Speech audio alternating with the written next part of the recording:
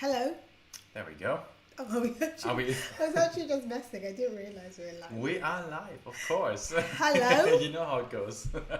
Hello. I feel so Good happy evening. because I just had a very nice bowl of Oh my pasta. god, that looks juicy. Yeah. I was so annoyed that I already ate dinner before that, to be honest. Have you had dinner? I was like, no, I'm not having Whatever this it was. concoction you're doing in the frying pan.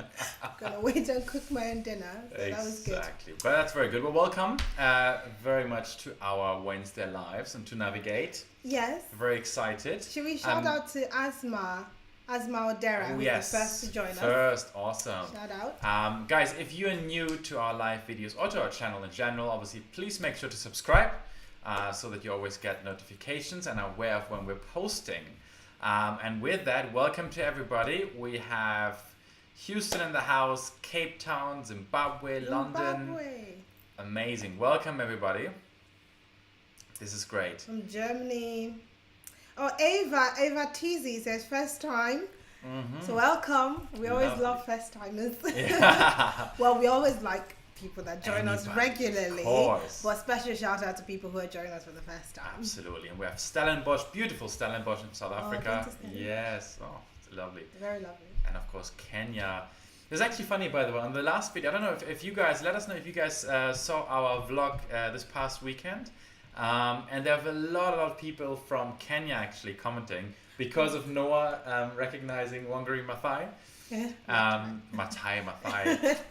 But no one can even pronounce it better than you, David. but Wangari Maathai. Yeah, okay. Maathai. You see, that's okay. It has started as a 2-year-old No already shade. is impressing me. But anyway, so a lot of our people from Kenya have commented under the last video, which is great. Yeah. First time watching as well. Again, Oh, Faith, wow. Ife's Kitchen, awesome. Welcome, you're very welcome for the live okay. experience. For the live experience. Well, for those of you who are first time joiners, we always have our ritual at the beginning of every video. We normally pour us a glass of wine. We always try to experiment a little bit, and again, we hope you guys have your glasses ready with water, juice, wine, tea, whatever it might be. Maybe it's time we start drinking something else. Yeah? What, like cocktails, or just start with like a cocktail? I meant like to be like, you know, What? a bit like, A bit healthier? yeah. Well, where's the fun in that then? But you know, in fairness, I don't even remember us drinking wine. You know, Exactly, outside that's the of funny thing. navigate. This is kind of our special time. We're just sharing it with a This few people, glass you is know. looking wonky. Wonky. wonky. Cheers. Pause. Close. Trust. Close to us. We cannot risk it, David. Exactly. Okay. All right. Brilliant. So, should we jump right into this video? Let's do that. We have something exciting for today, as you probably know from the title. So we, again, as you know, in To Navigate, we try to go through different topics, different things and themes that couple will go through, or most likely go through at some point in a relationship / marriage, of course. Yeah. And you know, we use this opportunity to share with you a little bit how we manage the journey and how we navigate through our relationship, hence the title. And today we want to go into when or how to know when it's the right time to have children. Yeah. First of all, Tricky question. number one. First of all, of course, let us know in the comments if you guys already have children or if you're currently thinking about having children. Yeah. Okay? That would be the Be first nice to really know. interesting. Exactly. Yeah. How many parents are here?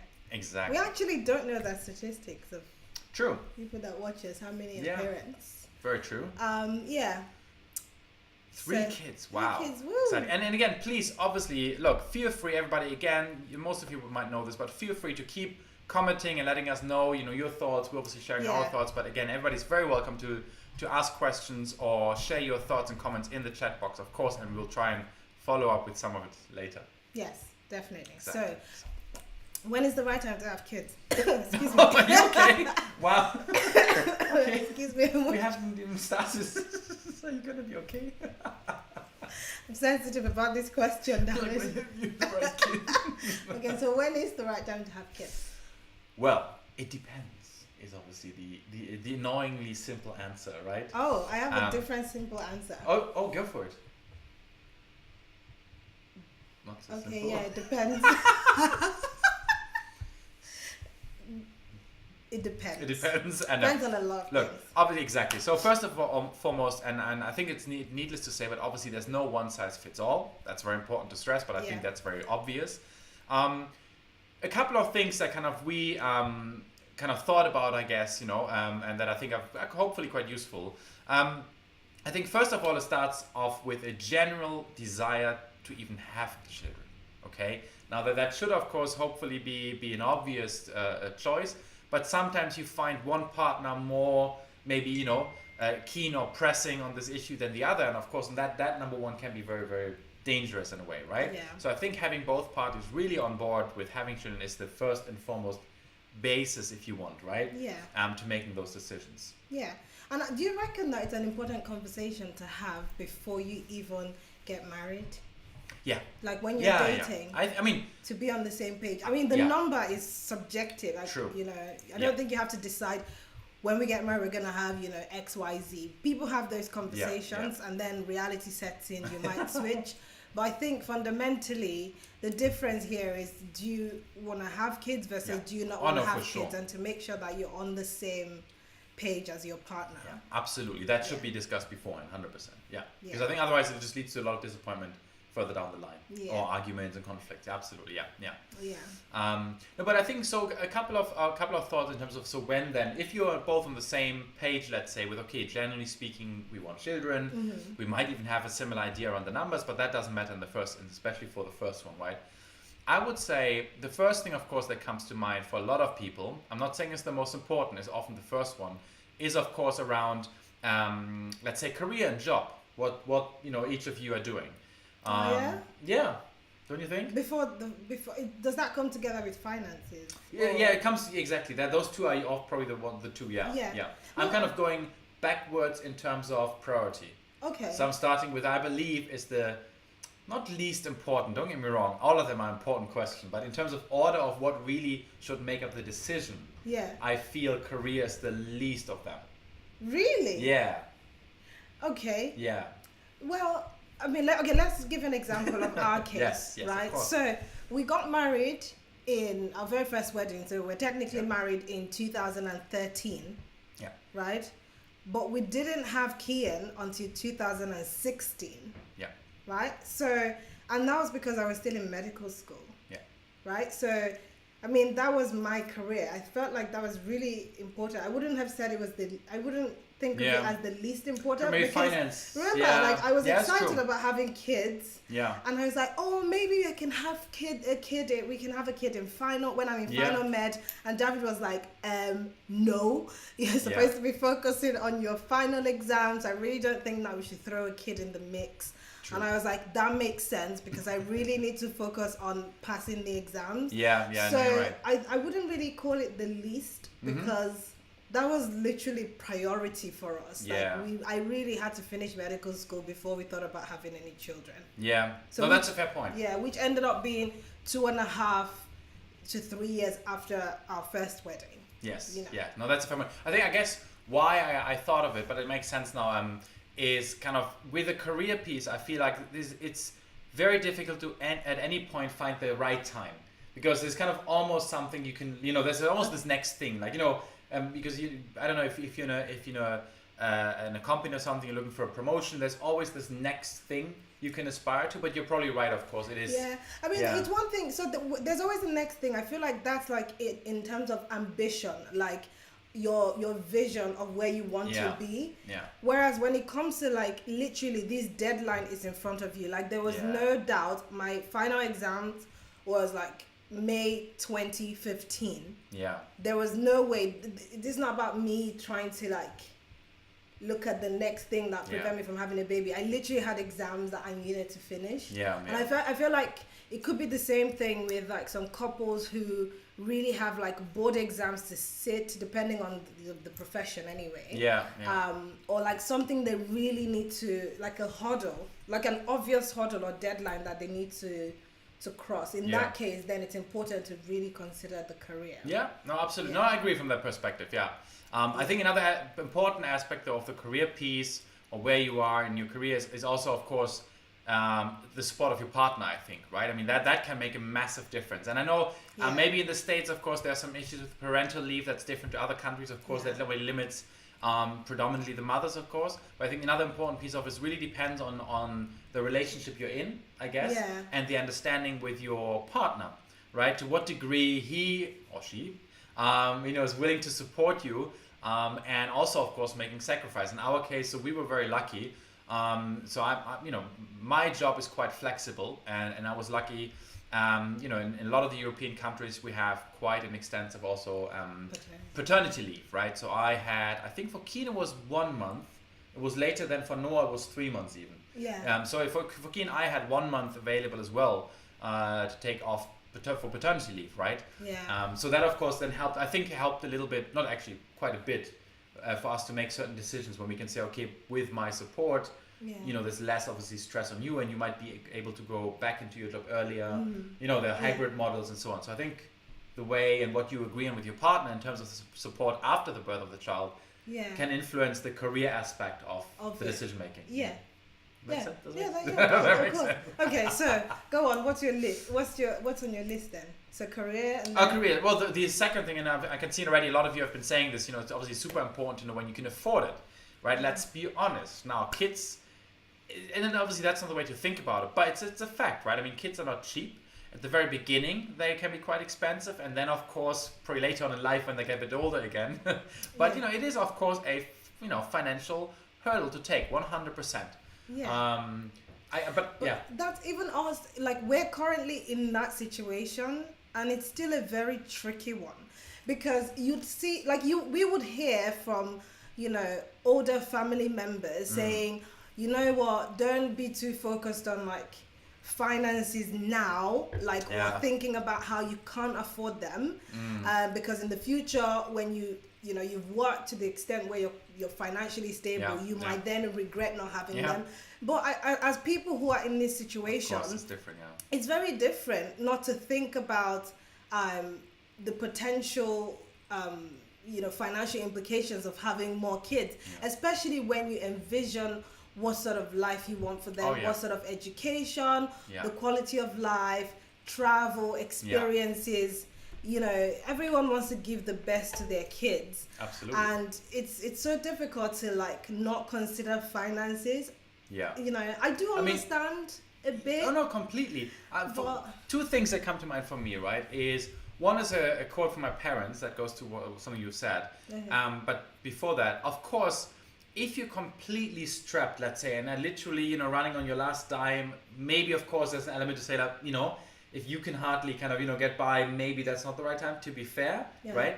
On the other hand, the one thing that always stuck with me, and I think that's what you were referring to a little bit, is my parents were the ones as well who had said, of course, maybe at the time we stuck to the number we had, also because of financial reasons, but looking back at now, we are sure we could have made it work, knowing what we know now, right? Yeah. So that obviously knowing, that there's a lot of truth in what people, of course, with more experience say, and there's a lot of things I would tell myself now as well. There's you should have listened to your parents, they were right, or you should have listened to older people because actually they ended up being right. Yeah. So I always feel, as long as you're not running on your very, very last cent or dollar or dime, right, that you can make it work. If there's real willingness, right? Yeah. Whether it would involve making some level of sacrifices maybe, or, because hopefully, of course, in life you grow as well. Hopefully, of course, you're able to maybe make more money over time, right? Yeah. So, yes, there's an element of, be sure, of course, you have some level of, window of or cushion. Yeah.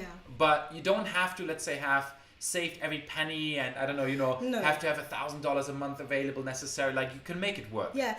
I don't think you need to have planned up to the college level. Oh, geez, no. Or have all the trust funds and all this stuff like we hear about in movies. This is your trust fund when you're 18. Anyway, you don't have to save up to that level, but like David said, if you're running on your last dime and struggling to make ends meet, I really don't see the wisdom in thinking, oh, God will provide. Honestly, okay, I'm just even gonna put the cliche here and say that's such, maybe an African thing or a Nigerian thing, where if I have chats with some relatives and they're like, don't worry about, finances, or actually, it's not even specifically finances. When I say to some relatives back home, literally, okay, obviously now I have a twin sister that has 4 kids, okay? So there's already that sort of, when are you going to have the next one? When are you going to have the next one? And I'm like, guys, I'm here with no family members. Like, we do every single thing. We have no help. Yep. Okay, so I'm not that keen to be popping out kids when my hands are full. And you'd hear your typical, like, aunties like, don't be thinking about that. God will provide. God will provide. Don't think about... I'm like, actually, God has given me the intelligence to realize that I cannot cope with popping out children back to back without thinking about who's going to care for them, without thinking about, who's going to, financial consequences, as well as our jobs, because I still want to work. Back home is really different. Like, you'd have a lot of relatives, a lot of family members coming to help you, cousins. Like, we grew up with the house full all the time. Like, my mom had 9 siblings. There was literally no time I was growing up that there was not an aunt or 2 aunts living in the house with us. That's not the reality. So when you hear all of some of my relatives say, when are you bringing out the next one? I'm like, it's too all. Is that everything? Is that all you can do? Where's our girl? Where's our girl? Is 2 children all you can do? Really? Oh my God! Yeah. As long as they don't move in with us and help us out, like who's gonna do this? Anyway? So my point, I think this kind of ties into the knowing the best time and finances as well, because it's finances. Because even if let's just say I was to have like 6 kids, let's just say we could afford it, I would still need to think about affording some level of help that would help me. It takes a village, so it all boils down to the money. What creche are they going to go to, what school, all that stuff is money. So you have to really think about it. Of course. I'm got one last thing though, and I know this is a little bit of a romantic view on things, right? But I kind of... But what are you about to say now? I love those lives, by the way. I can say things. No. No, but I think that it's not completely cliche or romantic, because I think there's truth to your mind, right? Your mind. I mean, you know this as well. You've been teaching about this for a long time, around the power really of your mind, right? And what you can achieve if you really put your mind to it. Meaning, I also believe if there's genuine excitement, right? That you want to have children, and you're really kind of interested in raising them, and really taking this seriously. Basically, I personally, at least, take a lot, if not all, but like a huge amount of motivation and ambition to also do better and grow and make more money. Not to buy a Ferrari, although I don't even like Ferraris, but not to buy the next fancy car, but really with the idea of I'd love for our boys to do X, or for us to be able to do this with them, or God knows what. I mean, of course we started like also building up some investments for them. So even just for that fact, to be able to have those extra, in addition to everything else, maybe the extra $100 that we put aside now, or however much we have, for when they turn 21 or whatever, whenever they head off to college, right? To be able to give them this nice, like, oh, by the way, surprise, your mom and I did this over the last 20 years for you, here are X amount of thousands of dollars, you know what I mean? Would we actually do that? What do you mean? Wouldn't that be like, your mom and I said, here you go? No, obviously not like that, but the idea is the same, right? That we build up some sort of level of financial security for them. But the point is, yes, if you're running completely low, maybe it's not the right time. On the other hand, as long as you can find a way to get started, I also feel there's a lot of drive and motivation. If you really want them for the right reasons, you can drive a lot. You can get a lot of motivation out of having them and taking this seriously. It at least gives me incredible pride. Every time I think about it, it's just like for them. Yeah, but for me, it's that middle ground where, just to wrap up the finance thing, right? Is the middle ground of right now as we are, can we afford, for the kids to go to one of the best colleges in, I don't know, one of the United World colleges, or any of these fancy schools? There's one I found the other day in Bali. Bali. Yeah. What? Great. Anyway, my kids are going to Bali. No, but my point is, like, a school like that's international, away from home, is gonna cost a lot of money. Right now, do we have that amount of money saved even for the 2 boys that we already have? The answer is no. Of course we don't. But we know how hard we work and how hard we plan to work to get there. And with that thought in mind, with the projection of where we're going, we know how many more kids we can potentially fit in and what time is the best to have them. So I'm not even saying that we need to have all of their future, or you need to have all of their future planned out before you have more kids. But there is a difference in knowing this is the trajectory of my career versus I'm struggling to make ends meet right now, and I do not even have a vision for how I'm going to turn around my financial situation. There is a huge difference there.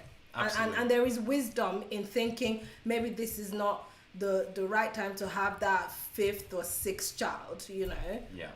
No, 100%. Yeah. I agree. Yeah. Perfect. So now and by the way, thanks, just a quick shout out to everybody who's joining in now from Australia there, good morning. And there are a couple of other people who've joined in the last few minutes, so welcome. Yeah. That's great. Did you read some of the comments then? Yes, let's have a quick look. There's probably the most important point we're going to get to in a minute, but yeah, let's have a look at Okay, Sylvia said, I can't imagine Adanna staying home with the kids and not working. That's why it's hard financially to have a large family. That's actually right. I genuinely love working, so I mean, having a large family, if obviously that's going to impact my own career, there's no point being an unhappy mom to kids. Like, I'd rather have some kids where I can work than having a lot of kids and not being able to work. Yeah, absolutely. Yeah, some people are saying, obviously, on the one hand, don't overthink finances, but of course, depending on the vision you have for your kids, it's very important, of course, to be stable. Completely agree. As we said, there's an element of stability. Doesn't have to mean that you have everything right now. Stability can also mean that you have, as you said, like as somebody said, like the vision and the plan, right? And the ambition to build, of course, for them, right? Nobody has all the resources available for their kids when they have them, right? But it's about positioning yourself and planning in the right way for yourself, which is exactly, I think, that what we're doing and the way we look at it, that with every stage they're in, you are able to increase what you have to be able to provide for them. Exactly. Right? I agree with that. So that's kind of how we look at it, at least, anyway. So yeah, that's great.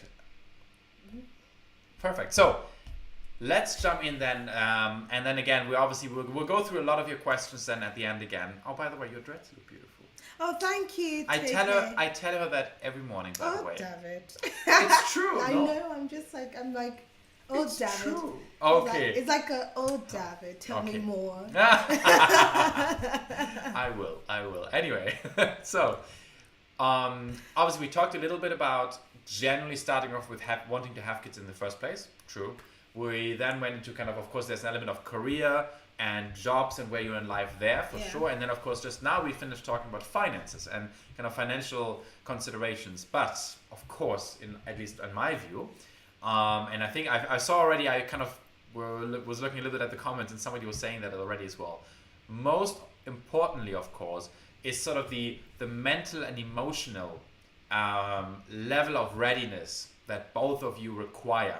And the sort of mindset, With a simple question, I think so. With a simple question, when you think, each partner, when you think about having a child, especially if it's the first one, but even if it's a second or another one, right? Are you excited and do you look forward, right? Is the thought of having children exciting to you?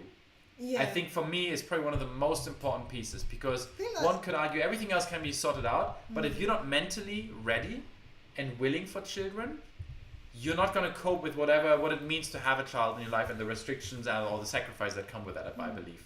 Okay, I'm gonna agree to disagree. That's part of this. Because I think that Yes. level of emotional readiness or mental readiness that you're talking about, Yeah. I genuinely think that it applies more to baby number 2 upwards. Really? Yes. Isn't the first one the most No, important? no. Nobody could have prepared me for baby number 1. Let me No, tell I you, David, agree, the I agree. only thing I agree. the only thing was I am so in love with you. Yeah. Let's make a baby together. Sure. Like, and it's almost like it's like the natural course of things, right? You get married to somebody who you love. Yeah. Let's have a baby. Yes. Okay. I agree. It's pure excitement. It's not emotional readiness. It's not mental readiness. It's Yes. not. Nobody can prepare you. Yes. For the shock, especially for me. That No, but that's transition. what I said. What I meant. I meant when you thought about at the time of us having a child together for the first baby, were you excited? Yeah, of course. That's it. Okay. I didn't say, of course, nobody, even myself at the time, can really be prepared. I didn't say prepared, because you don't know, especially as you rightfully said for the first one. Yeah. You cannot be prepared. Emotionally, mentally. Like literally. No, you cannot. It's not possible. You can talk to every relative you have in Nigeria or wherever you're from, okay? Why did you say Nigeria? Well, because obviously you're from Nigeria. So you can talk to every single relative and everybody else you know. It will never prepare you for it. No. But my point was, as long as you are genuinely, just excited about having a child and you're willing to do what it takes, do you understand? Yeah. That's what matters, I think above everything else. Yeah. Because then you're more willing. Of course, there are moments where maybe the stress at the moment, if it's 3 a.m, you have to feed the baby or whatever it is, right? Yes, there will be moments when you will be like, okay, this is really too much. Yeah. But on average, your excitement then will always outweigh the stress and sacrifice you're making. But if you don't have that excitement, and never kind of really get excited about it in the first place, that's when real problems, I think, will start manifesting in. Yeah. You know what I mean? Yeah. That's what I think. So I that's agree. for me is the most important piece. Yeah.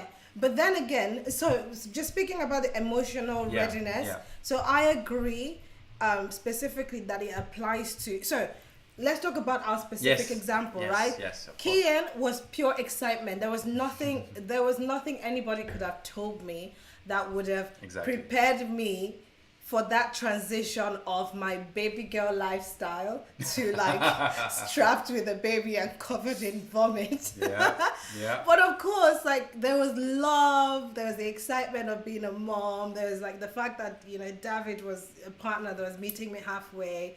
Overall, my mom was around. Overall, it was great, okay? And then at some point when we got the hang of things, right? Kian was already walking, we'd gotten a routine, everything. And, with all the cute stuff he was doing, then there was the talk about, wouldn't it be cute to have another one? And all that. So, especially that, the one child has a sibling to play with. So that was our decision. Or actually, that's what informed our decision that, Kian should have someone to play with very early on. So then we had Noah. Now, anything after 2 children, you need a different level of emotional. I think you need a psychologist. You need a psychologist after 2 children. No, anything after 2 children, I think it goes beyond. It really is. Are you emotionally, mentally prepared? Because you now know. It's not film trick. It's nobody's tricking you. You have experienced 2 children and how demanding it is to care for them purposefully, to raise wholesome children. Absolutely. It's a lot of work. So anything after that is just jara, as Nigerians would say. It's jara. It's just extra icing on the cake. Literally, that's when you really need to be emotionally prepared. Are we ready to do this? Yes. Yeah. No, I agree. Lots of really interesting comments here, by the way. Absolutely. So, Tete, yes, Tete piece is saying, but some people are not mentally ready, but when they have the baby, they completely fall in love with that child. Completely agree, right? 100%. That's great. That's amazing, and that's kind of the power of children, I guess. Yeah. I guess what we were saying earlier it would be very important, of course, for you to kind of be mentally ready or at least excited about upfront is you obviously don't want to risk it. Now, of course, this can happen with a lot of people that once they have the children, suddenly everything changes, and maybe before they weren't as kind of, they were a little bit hesitant for sure. But of course, it's a big risk, right? I mean, if you're not even excited before the baby comes, there's of course a high risk that then that will constantly kind of prevent you from fully enjoying it and fully, I think excitement is different from being mentally prepared. Okay. Yeah, because I was not mentally prepared. Yeah. I was just excited. Yeah. Okay. I was not mentally prepared. But I think I guess yeah. No, true. I wasn't. But I think to my point, I think the excitement itself helped you also cope, right, with some of the things that came, because at least you were genuinely excited about having a child. Would that be fair to say? Yeah. The mindset was positive towards having a child. Of course, yeah. So that, yes, there were a lot of things that kind of maybe everybody struggles with in the beginning, but because you generally had a positive mindset towards the child, you were able to cope with that better. Yeah, because I wanted a child. Exactly. That's kind of my point. Of course, yeah. So it's a bit difficult, of course, to pinpoint it, but the idea is really, wanting the child, being positive about it, helps you then cope mentally with whatever comes to you. Yeah, I think that's definitely. how I would. Yeah. It's not easy. Look, this topic, and it's so personal, of course, and subjective at the end of the day, right? Yeah. Maggie said, I agree. Nothing could prepare me for baby number 2. Number 1 was pure excitement. Number 2, I wasn't prepared, and now I'm done. Oh, wow. Ouch. Shout out, sis. I can relate. Oh, Lord. Yeah. Very good. What else do we got? Any other thoughts, guys? Any tips maybe from your end? Again, I can see a lot of parents here in the chat on the video, which is great. Oh, that's nice. Amazing. Okay, so so now we've talked about like some of our tips. and I think this really, I mean, for people who are in this stage or phase of their life, you can relate to it. But I think I just want to use the opportunity to address something that I feel like most of us as parents would have gone through. Okay? And that is even the conversation in itself, when is the right time to have kids, okay? Like maybe when you're posing it to somebody, I feel like that's something that people need to be a little bit more sensitive about. Because you really don't know the situation of any couple or any woman. You don't know if people have been trying to have kids. So like just casually throwing, the question of when are you having the next one? I mean, honestly, it's something I feel like I would have been generally sensitive to. But as a woman, okay, who has personally experienced miscarriage, and believe me, at the time of experiencing my miscarriage, there were comments online asking, when are you going to bring baby number 2? When is Kian going to have a sibling? And at that time, like I was going through a miscarriage. And that was such those were insensitive questions to read. And I feel like for most part, it comes from a place of love, asking women, especially for, people like us who, share a bit of our lives online. It comes from a place of love that maybe people that watch us would be genuinely curious to know, are you going to have another baby? Are you going to have another baby? But I feel like, people need to be a bit more sensitive. And it's just not online. Even like the relatives, the aunties and the uncles that keep, especially aunties. Let's just even leave the uncles out of this. The uncles are even nice. The uncles don't even ask these questions. All of the aunties saying, all the womb watcher aunties, they have no saying, or sensitivity. when are you going to give us the baby girl? When? And give us the sense of entitlement, right? Give us. Like when you give us the baby, it's like it's our child. First of all, right? You don't even know. And this is okay, obviously, this is not me specifically, but if you were saying it to a woman who maybe has gone through a miscarriage, or just hasn't had like a male child or a female child, like basically that gender that you keep poking them about, they're not God. And they'll poke you whatever you don't have. You could have anything, like when you have triplets, they'll find something, they'll be like, why don't you have that? And I'm speaking from experience because we have 2 boys, and the amount of times that I've heard, when are you bringing the girl? When are you bringing the girl? I'm just like, Did I tell you that I'm not happy with the 2 boys? Like, I'm not even that pressed. Like, please leave my womb alone. So, like, for anybody who just, you know, it might be coming from a place of love, but as a woman who's gone through miscarriage at the time that people were asking me, when are you going to have another child? I would just give my 2 cents to say, be careful, saying that, throwing that to another woman, or saying, are you pregnant? Are you pregnant? Like, just let people announce their news when they're ready, you know. Yeah. Just allow people announce their news when they're ready. I feel like it's such an insensitive thing that people are not really absolutely taking into consideration. Yeah. Yeah. Good point. Very important. No, it's true. It's very true. Okay. Let's see. Any more? Yeah. Sorry. Go ahead.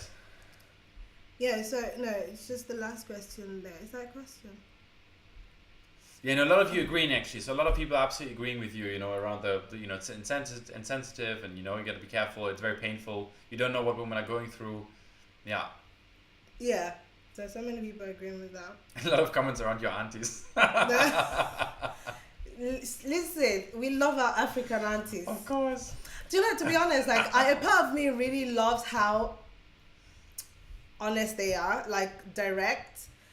But it's only fun and games until it isn't, right? Yeah. You can laugh about it until they say that one thing that really tugs at you the wrong way, and then you realize, actually, this is just generally inappropriate. Like, leave my womb alone, leave my family alone, leave the gender of my kids alone. Like, just leave me there alone.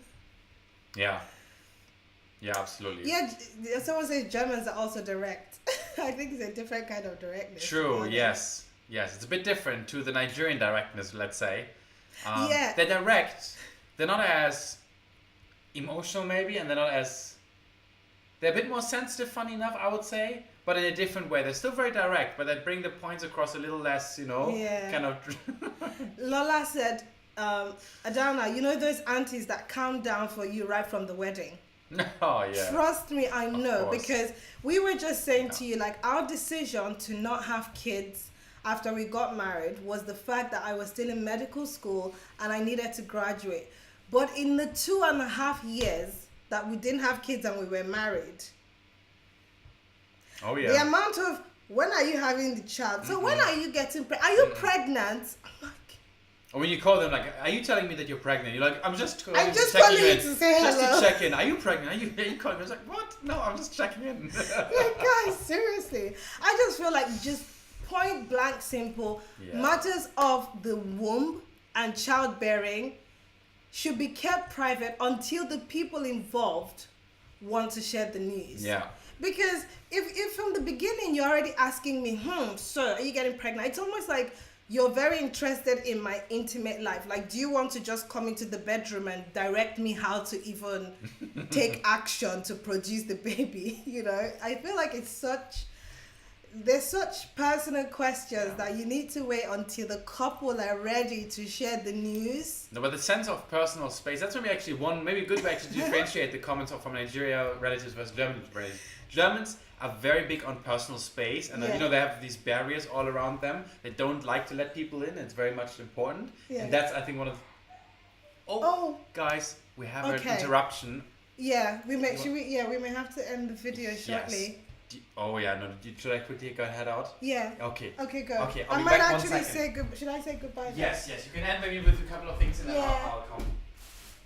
Okay, speaking of more kids, this is the reality, because David has had to rush down because one of the kids is crying. I can't actually tell if it's Kian or Noah.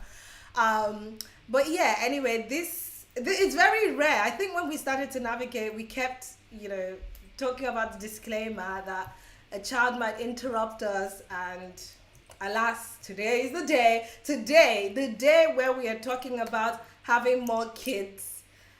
My child is proving to me that we have no help and our work is partially dependent on them. Anyway, guys, I think I'm just gonna end the video. Actually, we'll round up. I just want to say, first of all, thank you to everybody that joined us, and I'm so sorry that David isn't here to say goodbye for the first time, I think, on the To Navigate Live. So thank you so much for joining us, and we will catch you guys next week. Bye. Oh, I'm so sorry. There's a lot of people joining now and saying that they're late. I'm so sorry. If you don't know what happened, we have a child who's just woken up, and basically that has cut the video a bit short. It's not that short. It's almost 40 minutes anyway, where we've talked about all things children and when is the right time. So the video is going to be available on our YouTube channel, and you can catch up again. Thank you so much again for joining. Thank you guys. Bye. Bye.